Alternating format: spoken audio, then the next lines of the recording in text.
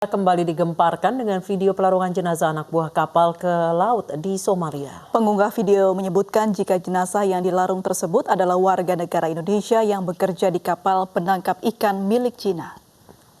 Inilah video yang beredar di jejaring sosial Facebook. Pemilik akun menuliskan jenazah ABK asal Indonesia yang dilarung tersebut bekerja untuk kapal Blue King Yuanyu 623 asal Cina. Dalam video lain menunjukkan saat jenazah masih disemayamkan dalam kapal dan terdengar pembicaraan beberapa orang menggunakan bahasa Cina. Kementerian Luar Negeri tengah menyelidiki informasi pelarungan jenazah ini dengan menghubungi pemilik akun Facebook, Asosiasi Pelaut dan Agen Pengiriman ABK untuk meminta konfirmasi.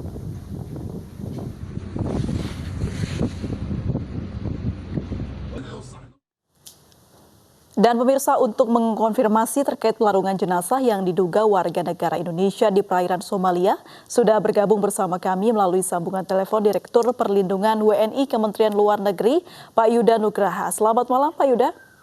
Selamat malam, Mbak Anissa, Mbak April. Baik, Pak Yuda, apakah benar kejadian dalam video yang melarungkan jenazah WNI di perairan Somalia tersebut, Pak? Ya, jadi peristiwa ini tentu menjadi keprihatinan kita semua, karena ini berarti peristiwa yang sama terjadi seperti yang sudah dialami oleh ABK kita pada bulan Desember yang lalu.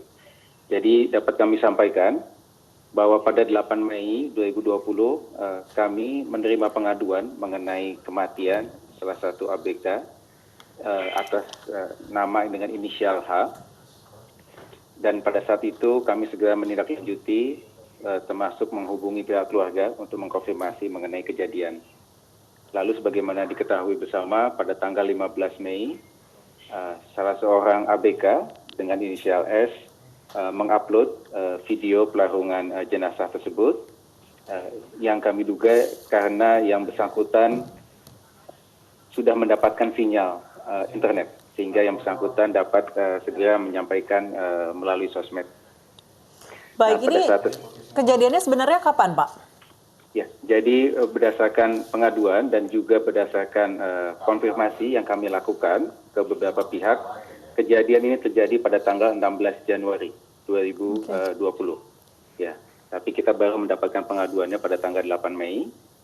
Nah, jadi pada tanggal 15 Mei, pada saat video tersebut terupload, kami segera menghubungi pemilik akun atas nama S tersebut. Namun tidak merespon, mungkin karena sinyalnya sudah hilang.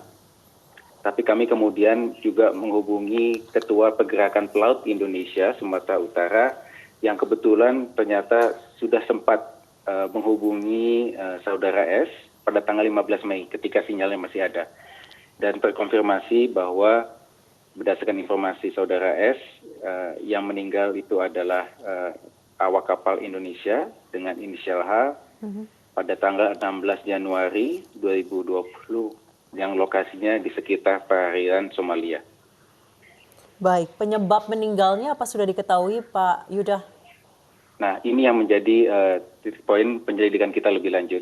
Jadi berdasarkan informasi yang ada, kami sudah menghubungi KBRI kita di Nairobi, karena wilayah kerja KBRI Nairobi termasuk berada meliputi wilayah Somalia untuk bisa berkoordinasi dengan otoritas setempat untuk meminta konfirmasi mengenai kejadian ini. Kami juga sudah menghubungi KBRI kita di Singapura untuk mengecek pelintasan kapal karena saudara S ini kan sedang melintas di Singapura menuju ke RRT untuk melihat data pelintasan kapal. Kami juga sudah menghubungi KBRI kita di Beijing untuk meminta otoritas RRT menyelidiki kasus ini. Baik, dari semua upaya mendapatkan informasi berarti belum dikonfirmasi kalau jenazah tersebut WNI ya, Pak ya? Memang belum ada konfirmasi, tapi dari pengaduan-pengaduan ini terdapat kemungkinan sangat besar bahwa memang betul WNI yang dilarung tersebut, jenazah yang dilarung tersebut adalah warga negara Indonesia. Baik, lalu bagaimana dengan WNI lain yang berada di kapal tersebut, Pak? Ya, berdasarkan informasi yang disampaikan saudara S melalui akun Facebook, masih ada 23 awak kapal WNI lainnya di kapal tersebut. Jadi kapal tempat kejadian itu adalah Blue King Yuanyu 623. Namun kemudian dipindahkan awak kapalnya ke kapal Huang Yuangyu 115. Baik, sejauh Nah, ini ini yang langkah sedang. baik sejauh ini langkah awal dari Kementerian Luar Negeri terhadap kasus ini yang bukan pertama kali terjadi seperti apa, Pak Yuda? Ya, jadi tentunya pertama untuk penanganan pelarungan kasus ini itu tentu akan kita selidiki apa alasan kapten kapal memutuskan untuk melakukan pelarungan, dan yang lebih penting lagi adalah penyebab kematian.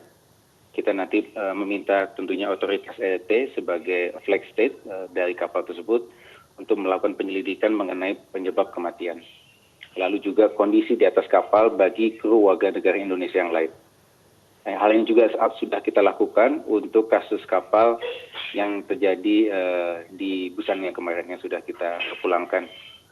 Baik, di kasus yang kemarin para anak buah kapal ini berada di laut hingga mencapai 6 bulan dan tidak mendapatkan akses sambungan telepon ataupun internet. Sejauh ini bagaimana, apa yang akan dilakukan Kementerian Luar Negeri untuk melindungi anak buah kapal Indonesia terutama yang bekerja di kapal asing? Betul. Kalau untuk kasus kapal yang kemarin yang kita sudah tangani sebelumnya, informasi yang kami terima mereka sudah berada di atas kapal sejak bulan Februari 2019. Ya. Oke, berarti Mereka sudah lebih dari 1 tahun ya, Pak? Sudah lebih dari 1 tahun. Nah, kesulitan mereka memang mereka beroperasi di perairan internasional di lautan Pasifik dekat perairan Samoa sehingga tidak ada komunikasi internet di sana. Tapi memang salah satu langkah pelindungan yang paling utama adalah akses komunikasi.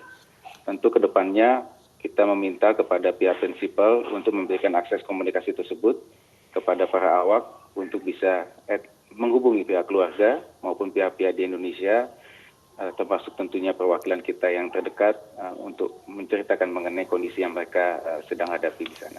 Pak Yuda, sejauh ini apakah ada protap atau SOP khusus bagi perusahaan-perusahaan kapal, terutama perusahaan kapal asing yang mempekerjakan anak buah kapal dari negara lain terkait pemberitahuan anak buah kapalnya ada yang sakit ataupun meninggal dunia, Pak? Sejauh ini apakah ada?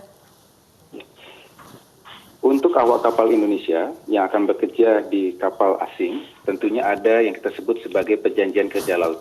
Nah, dalam perjanjian kerja laut itu sudah disebutkan hak-hak dan kewajiban, termasuk hak-hak dari ABK kita. Nah, inilah pentingnya bagi kita untuk terus memperbaiki tata kelola penempatan kita, sehingga pada saat awak kapal kita menandatangani perjanjian kerja laut, dia benar-benar paham dengan isinya, dan isi perjanjian kerja laut tersebut juga mendukung terhadap pemenuhan hak-hak bagi awak kapal kita. Termasuk salah satu yang penting adalah hak komunikasi, hak untuk mendapatkan waktu istirahat yang cukup, hak untuk mendapatkan kondisi pekerjaan yang layak di atas kapal. Baik. Terima kasih Pak Yuda Nugraha telah bergabung bersama kami di News Sore.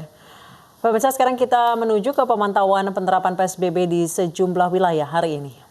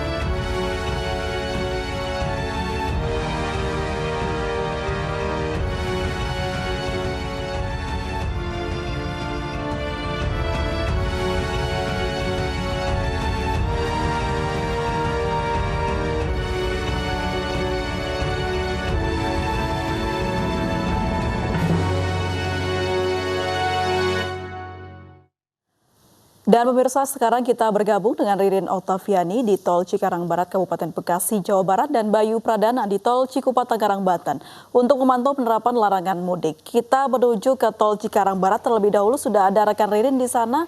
Ririn, apakah masih ada masyarakat yang mencoba mudik? Ya, April dan juga Anissa, sepekan jelang Lebaran, arus lalu lintas di jalur tol yang menghubungkan dari arah Jakarta menuju ke arah Cikampek pada hari ini terpantau lengang. Meski lengang, petugas kepolisian tetap melakukan pengecekan kendaraan yang melintas di jalur ini.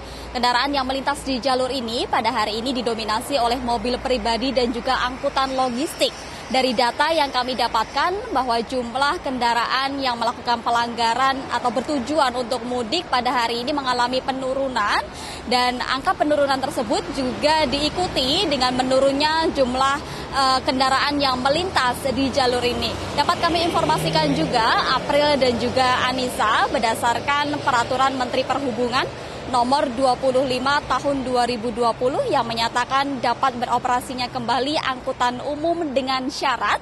Pada hari ini terpantau bahwa belum ada atau belum mengalami peningkatan jumlah angkutan umum yang melintas di jalur ini, meski hari ini telah menunjukkan atau memasuki sepekan jelang Lebaran. Tentunya angkutan umum yang dapat melintas di jalur dari arah Jakarta menuju ke arah Cikampek ini bukan semata-mata dapat beroperasi dengan leluasa, namun harus memiliki atau memenuhi syarat administrasi yang telah dituangkan, diantaranya yakni adalah syarat untuk membawa surat tugas dan juga surat keterangan sehat dari baik penumpang maupun pengendara, yang artinya bukan semata-mata untuk melakukan atau menjalani mudik. Tentunya syarat administrasi tersebut juga harus diberikan atau diperlihatkan kepada para pihak kepolisian yang melakukan pengecekan di jalur ini. Jika tidak sesuai atau melanggar, maka diminta untuk putar balik menuju ke arah Jakarta. April dan juga Anissa.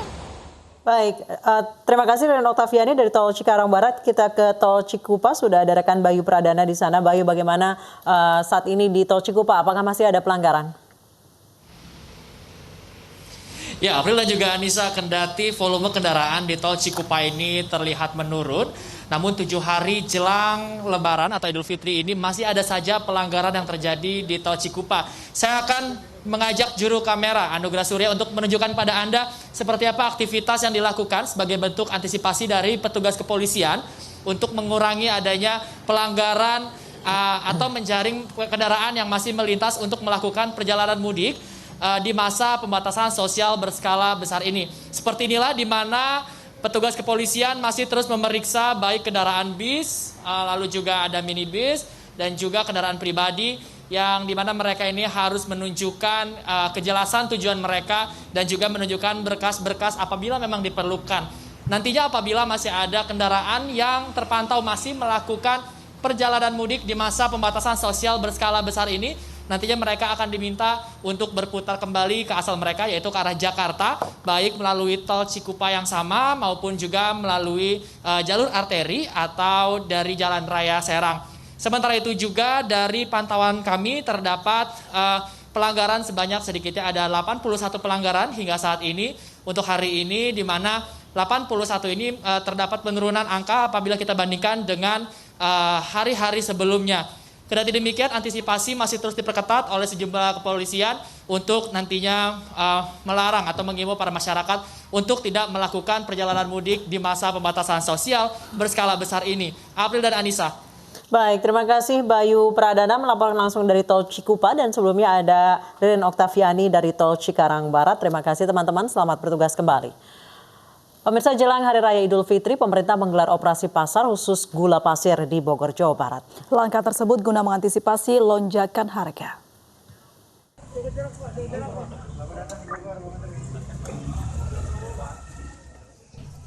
Menteri Perdagangan Agus Suparmanto didampingi Wali Kota Bogor Bima Arya Sugiarto meninjau operasi pasar komoditas gula pasir di Pasar Bogor, Jawa Barat pagi tadi.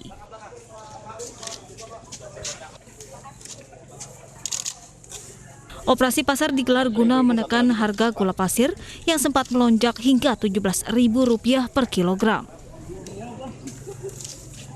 Dalam operasi ini, Kementerian Perdagangan menjual seharga Rp12.500 per kilogram. Guna mencegah aksi penimbunan, pembelian pun dibatasi. Setiap warga yang antri hanya diperbolehkan membeli 2 kg dan menerapkan protokol penanganan COVID-19. Jadi dan pasar ini dari distributor terlalu tinggi agar dilaporkan segera.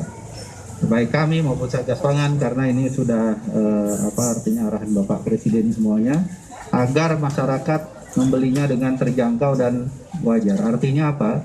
Produsen juga itu sudah di bawah 12.000. Nah ini artinya para pedagang ini juga kalau ada gap terlalu jauh, ini konsumen yang dirugikan, termasuk juga pedagang. Di sela operasi pasar, Menteri Perdagangan Agus Suparmanto juga mengecek harga kebutuhan pokok lainnya. Di tengah pandemi dan jelang Hari Raya Idul Fitri, stabilitas harga menjadi perhatian Kementerian Perdagangan. Dari Bogor, Jawa Barat, Furkon